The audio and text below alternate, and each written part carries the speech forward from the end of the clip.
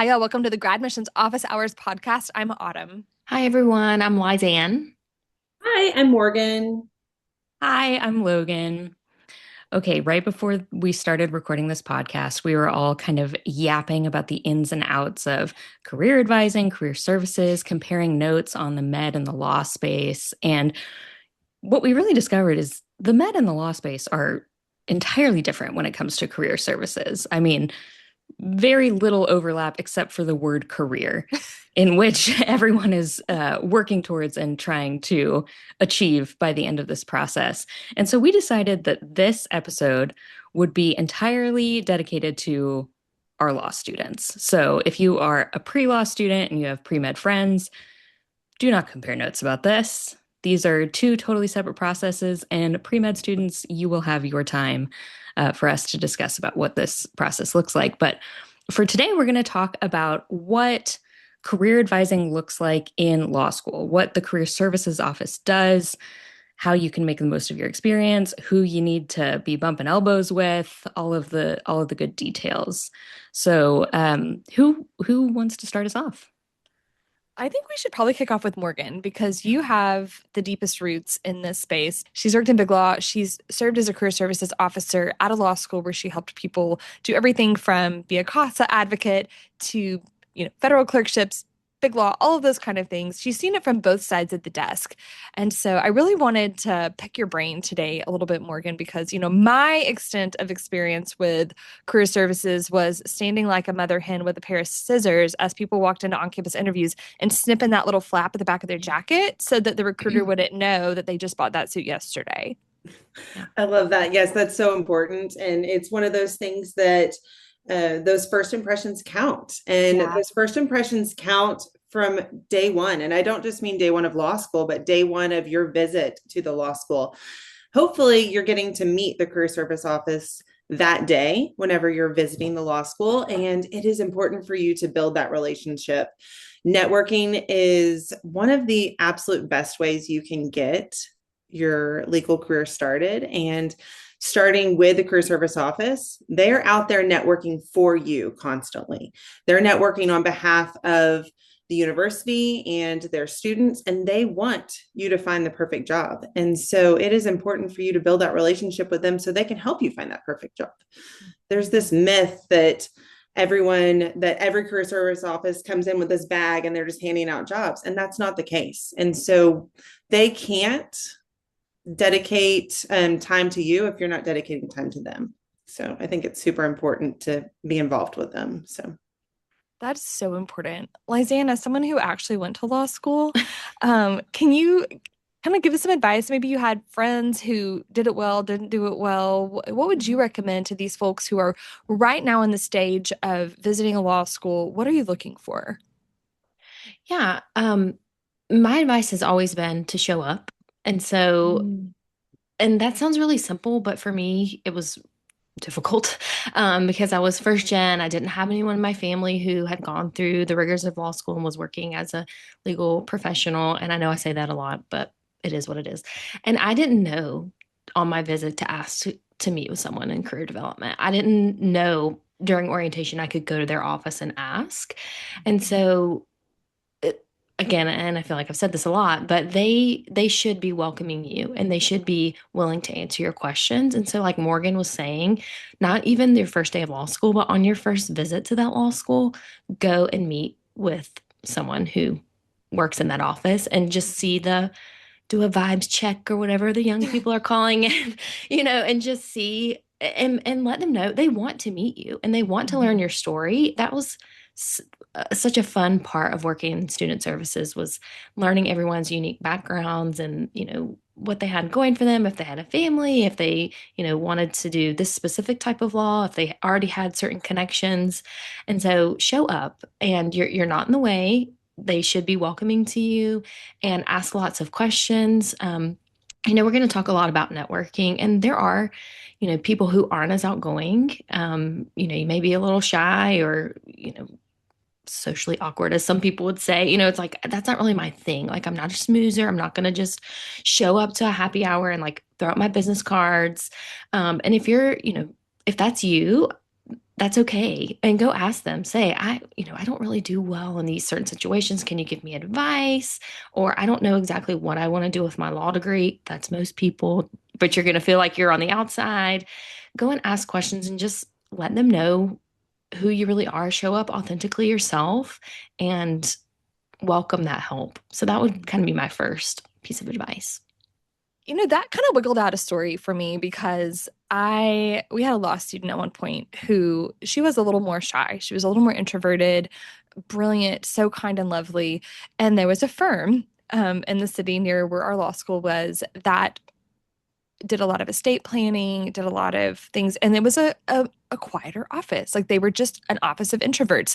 And because we knew that about the firm, and we knew that about this student, we were able to connect them. She still works there. She's been out of school like 8 years now. Yeah, But she even, I think, in the class wasn't quite in the score, the like band of rank that they would have interviewed. But because we had a personal connection, we were like, listen, vibes wise, this is a great fit. And they took a chance on her and they interviewed her. And 8 years later, she's partner. I love that. It's that kind of story. For sure. And there's going to be a lot of talk, about, and we're going to talk about this on this podcast, but like clerkships, big law. If that's not for you either, that's okay. But again, go speak to your career services, especially if you want to do something in public interest. Public interest jobs are not going to be advertised the way that private firms are advertised. And so a lot of times it is word of mouth, things like that. So being able to have someone like a Morgan on your team who knows, like, hey, actually, there is this, opening with this governmental organization or with this, it's not being posted, but I know about it because I have an alumni in that office. And so being able to make those connections, and again, not having to do everything on your own is a lot. I mean, that's why we're here. And that's why, the career development office is there as well. I think that's so important, the not having to do everything on your own. The office is there to help you and they want to help you and they want to be an advocate for you. And so I know I've said this, like we all have said this, you have to show up and you have to get to know them. And that's as simple as I had one student that knew that I drink water nonstop all day. And she also knew that if I talked a lot and I didn't drink water, that I would start yawning. And that was just something that happens to me. So every time she came to my office for a meeting, she would bring me a bottle of water. She'd be like, okay, I'm here for 30 minutes probably. And so I just want to make sure you have water to drink so we can chat. And it's just building those relationships. And I'm still connected with her several years later. And I know what she's doing with her life. And everyone always says that you have favorites, and I didn't have favorites, but I had ones that invested in me as well. And then that allowed me to get to know them better. And so I could help them navigate their career better. Mm-hmm. Mm-hmm. So I want to talk a little bit. Oh my gosh, so many things are popping up. So number one is how you treat people in your law school matters. And that is from the custodians to the food service workers, to the professors, to the deans, to the dean's assistant. The way that your classmates, the way you show up in law school from the time, gosh, I was going to say from the time you get out of your car, but it even matters how you park, right? People are paying attention to how you show up, and you should honestly just live your life that way. But especially if you're trying to have a successful legal career, no matter what sector you're in, your reputation starts now. If you're touring a law school, even if you're on the wait list, right, the person who's giving you a tour is going to likely be a 2L or a 3L. That's your legal network. You're building it. This is not kindergarten anymore. You have to be an adult. You have to put your phone down. You need to dress accordingly. You need to be on time. You need to be respectful. We were just telling a horror story about something that happened like a decade ago. We had a law student who would always refer to the student services office whenever he would leave, would be like, bye, girls. And we're all professional women. And it was really it was just the tone. Like it was very condescending. And like we mentioned his name and like all of us got this like sour look on our face because that is the reputation that he built. And it was very on brand. Like he was being his authentic self, Morgan. He was doing exactly what you said. For sure. But it matters the way that you treat people. My husband's won all year. There was a kid who showed up one day. It was a Friday morning after they'd been out, having some fun on Thursday evening, and he didn't have shoes. And like at the law school graduation party, people were still telling that story from his 1L year when he was so drunk he didn't have shoes. And like they still talk about that when we go to alumni things. Like it matters. The legal community is so small. There was, oh my gosh, remember the kid that peed in the elevator at the law recruiting event? Of course you do. Of course you do. We have camera footage of it. Y'all, we could tell some stories. Hold on. Yes. Don't move on from the story. Well, We all need more details. He's a successful attorney today. He's doing fine. He just had a little too much to drink. Okay. And I think he was a little mad because something went awry or something with the recruiting with that, and he didn't get the offer or something, and he peed he in was their not elevator. happy with that specific firm that was hosting the event. So he peed in their elevator. Yeah. And I think that segues really well into the networking events. There will be alcohol. There will be food. There will be people telling funny stories and lots. It will be jovial, and you don't want to stand out for the wrong things. That's you right. don't want to be the one who is only standing by the bar drinking Or sitting in the dean's lap. Remember yes that? yes Mm-hmm. So there What's happening? We could for sure write a book. Logan, we're telling you, it's wild There's west. a reason that we have to do substance abuse CLEs an hour every year and pay for it as practicing attorneys. So that's right. I'll just put that out there. That's right. You letting everyone else loosen up a little bit, and maybe you just drinking tonic water so it's not apparent that you're abstaining, because drinking is a social thing in law. Like it really is. We would sometimes have these little babies that were doing early admission, and we'd have to put a little X on their hand because they weren't even 21 yet. But there's a lot of alcohol flowing at these events, and you have got to be responsible. This is not your frat house. No. What's perfect you have to be responsible. And if you are talking with an attorney and they are overindulging, that doesn't give you the right to do it. No. Because their colleagues are probably talking about them and wishing that they hadn't done that. And they do not want to add another one of those to their team. They could be the most successful, brightest attorney, but whenever a firm is hosting an event or there's some sort of law school event, they're interviewing you, whether it's one-on-one or if it's in a group. When I was BigLaw recruiting, the next day after the event, my inbox was filled with, I met this student, be on the lookout for this student. Please do not put this student in an interview. I mean, I had names before I even got any applications. Ooh, that's some hot tea right there. And it's just so important because it's how they presented themselves. And a law firm is looking for who they can put with a client immediately. Yeah. And how you act, how you dress, how you treated others. It's so important. It's also important for you to see if, you're at one of these events. I don't know, maybe this is a controversial take, but if they're being weird towards you at a networking event, you may not want to work there. Thank you. Yes. As we've all seen Legally Blonde.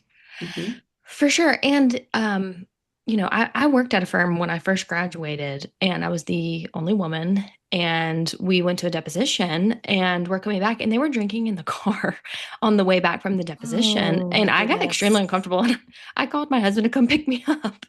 I was like, I'm in the car alone with, this is not my scene. Like, I want to go home and take a bubble bath. Like, I'm stressed from this depot, and it was just super uncomfortable. And so that may be taking it to an extreme. No, that's such a good note.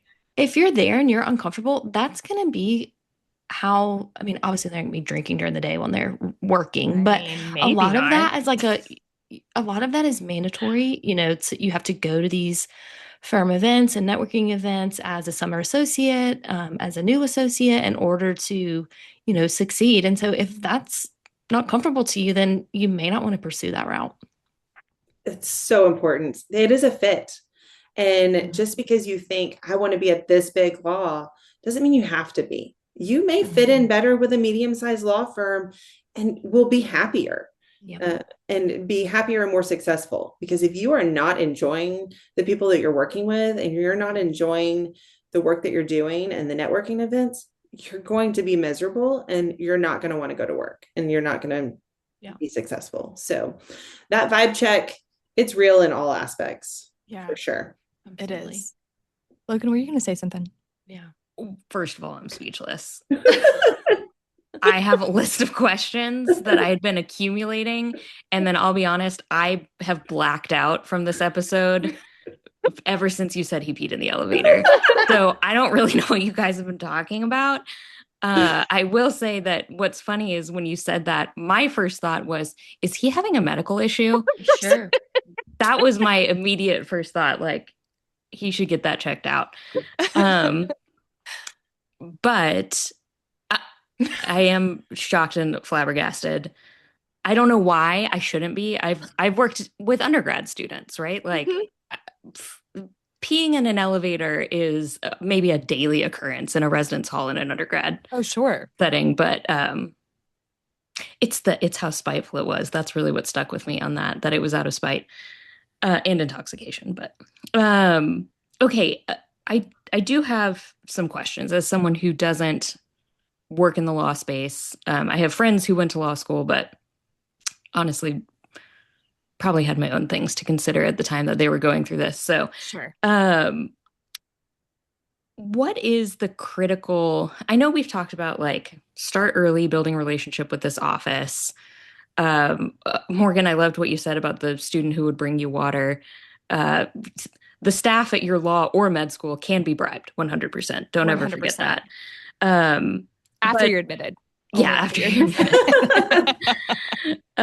But like, what's the critical timeline, right? Like, let's say you're not someone who's super inclined to just go be buddy with someone in an office, or maybe you're a non-traditional student who's also a parent and has other responsibilities, and so you're just trying to be diligent with your time. What's like the critical timeline throughout law school that you need to be connecting with this office in terms of, did you call them clerkships that happen over the summer?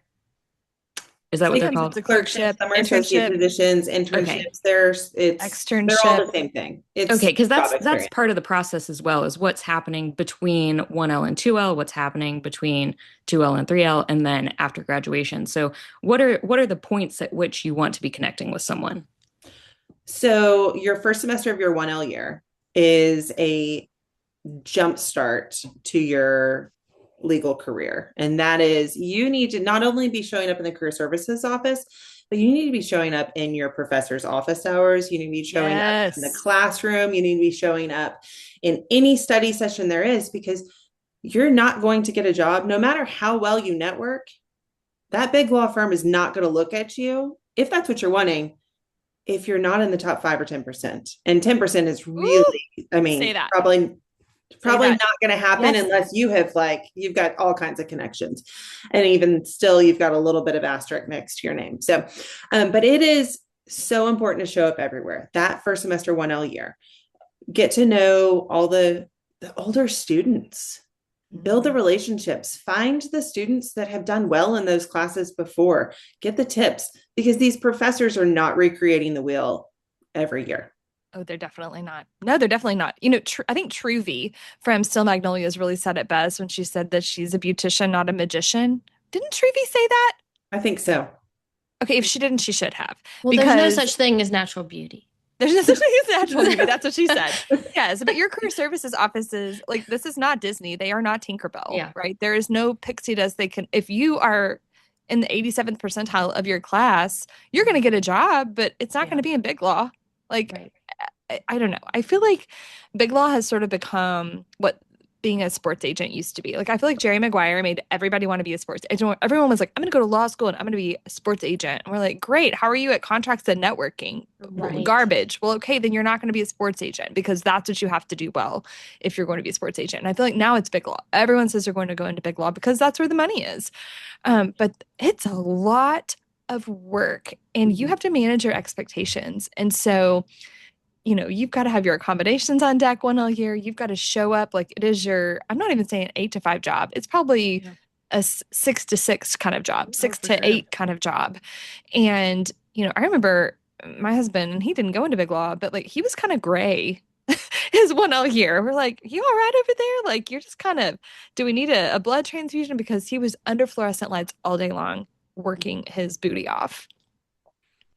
Yeah. And you're showing up everywhere. You're showing up at the networking events. You're showing up at the lunch and learns because you never know. You may have not ever thought about aviation law. And then there's an aviation law lunch and learn. You're like, wow, this is actually something I want to do. And so those lunch and learns that are put on by the career office or any sort of informational org go to them. They're going to have free food.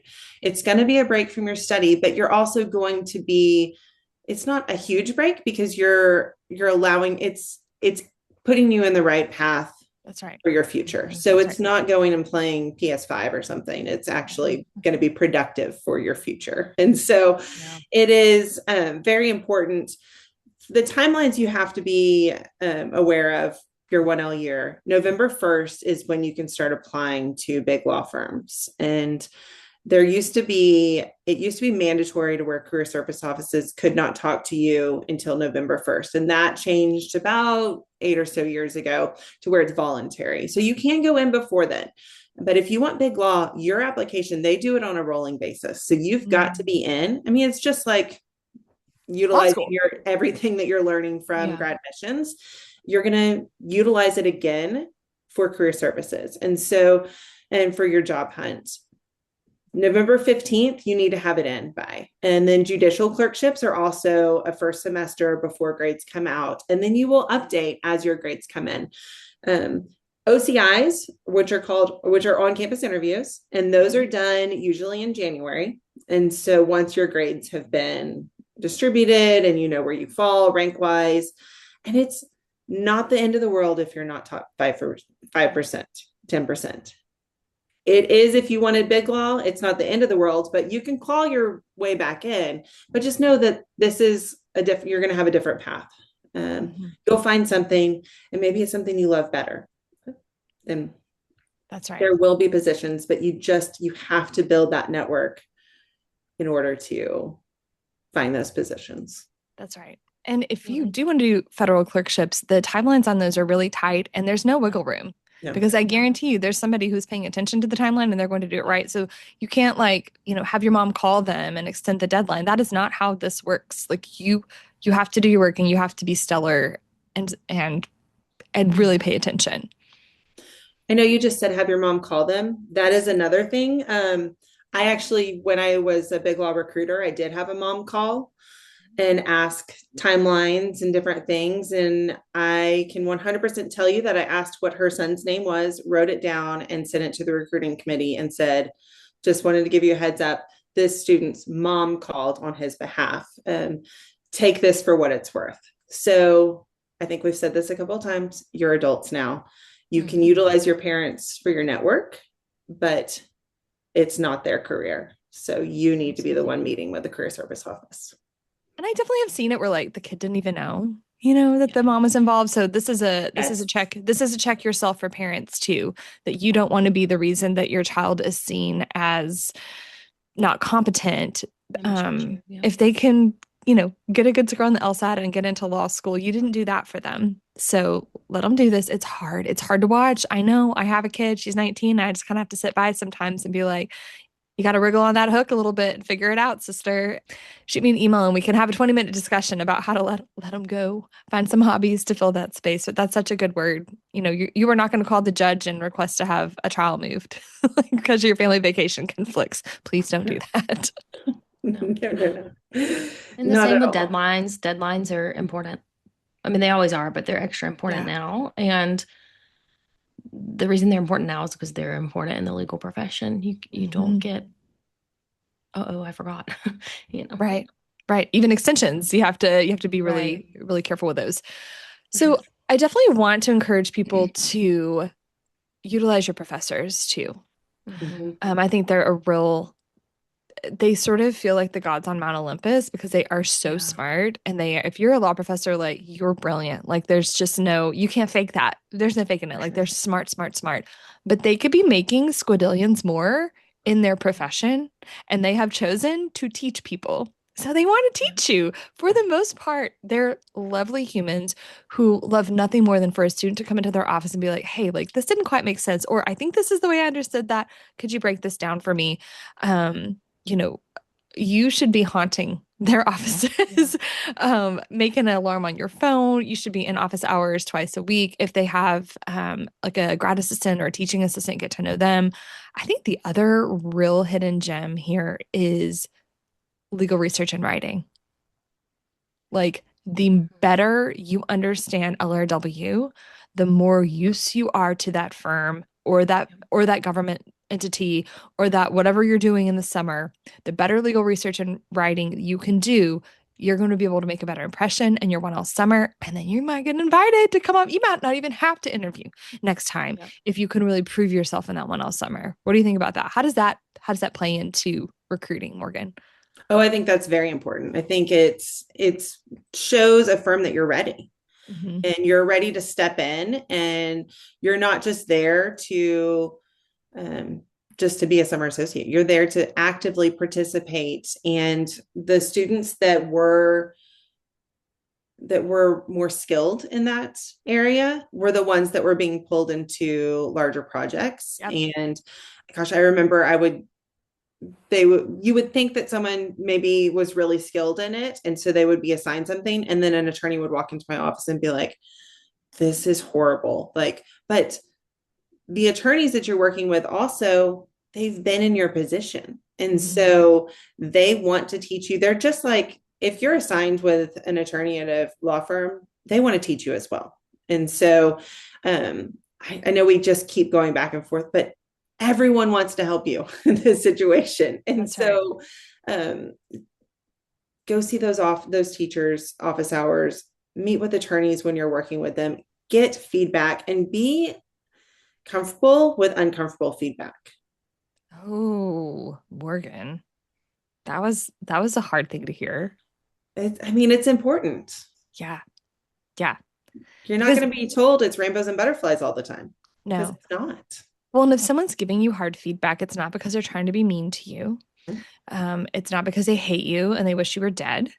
It's because they care. Like it's hard for them to give you that hard feedback. Yes. And if they are doing the thing to say like, hey, like your eye contact is creepy or like whatever the feedback is, I think that's so important for you to pay attention and to thank them. And it might sting and you might need to go home. And that's a good time to call your mama and do a little bit of Mhm. like, oh, they said that, you know, I talk with vocal fry all the time and it makes me not sound professional or whatever it may be.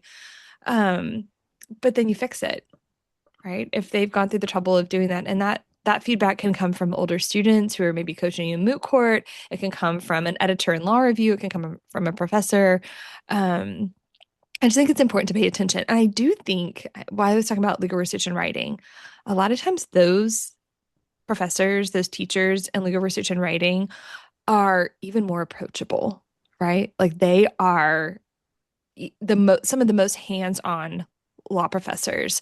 And so I think really getting to know them, getting to know the library staff, right? Because they're going to be the research experts. Lisanne, your eyes lit up. Tell me about that. They're so helpful and they geek out over it. I have a friend who was the director of the library, and he's like, I geek out when a student's like, can you help me research this? And I'm like, yeah. Like they get excited about it. You're not, again, show up. You're not bothering them. No, They want to show you how to do these things. And it's just something that you're going to keep in your back pocket that's going to make you invaluable. Um, so ask them to help you, and they will.